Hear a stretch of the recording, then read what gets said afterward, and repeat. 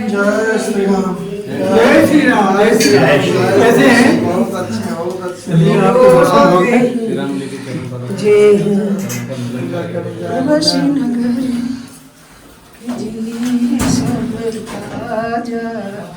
हृदय में राखी राजा। आपके दर्शन हो गए, अच्छा रहा।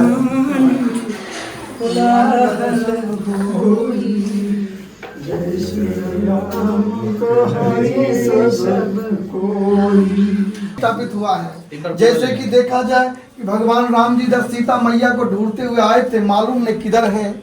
ऐसे भगवान है, लौकिक दृष्टि से देखा जाए तो मालूम नहीं था, दैविक दृष्टि से भगवान को सब पता था।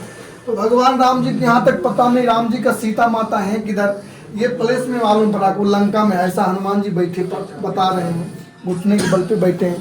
दूसरा विशेषता कि राम जी को इस जगह में अच्छा लगा है, शांति मिला है, क्योंकि बगैर शांति कोई ध्यान नहीं कर सकते हैं। यहाँ पे राम जी, नहीं तो दूसरा तरीका समझने की कोशिश करें कि राम जी हम लोग को समझाना चाहते हैं संसार है, बिना शांति मिल नहीं सकता है। संसार में आपका कोई भी कर्म करना है तो शांत रहने का लिए भगवान राम जी मार्ग बता रहे हैं कि शांत रहने का मार्ग क्या है। वो योग कर रहे हैं, वो स्वयं सर्वशक्तिमान है, वो किसी का ध्यान नहीं करते हैं, वो करके बता रहे हैं। संसार में जब तक हाथ पैर नाक कान मुख कान चलाते रहोगे दसों इंद्रियों को, तब तक मन व्याकुल रहता है।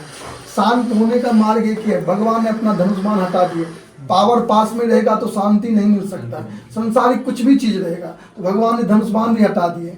योग में नेत्र आंख मुख कान सब बंद, दसों इंद्रियां चलायमान नहीं हुआ संसार में तो मन शांत ले लेता है। वो करके भगवान यहाँ पे बता रहे हैं, वो किसी का ध्यान नहीं कर रहे हैं। दूसरा देखा जाए तो भगवान राम जी जितने भी अवतारी पुरुष उस टाइम के थे, भालू बंदर के रूप में सभी देवता थे।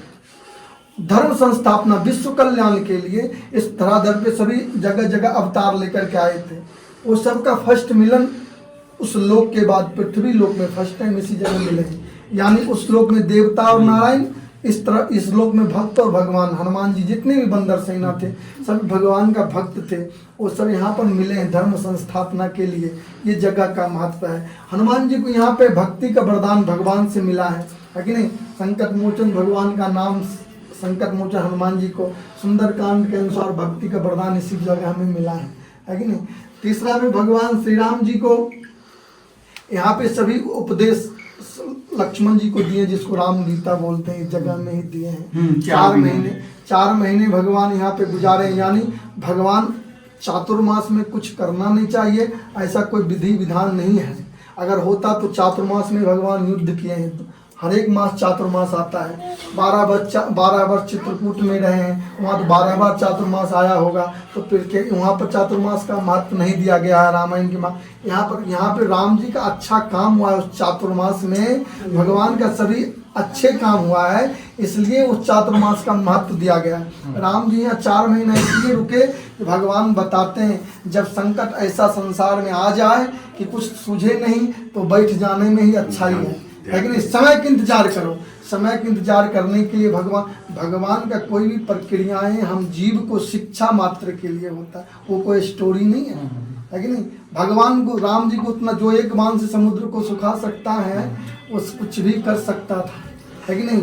हनुमान जी स्वयं बोले थे बताइए तो लंका से उठा को ले आओ, और उठा सकते थे। जब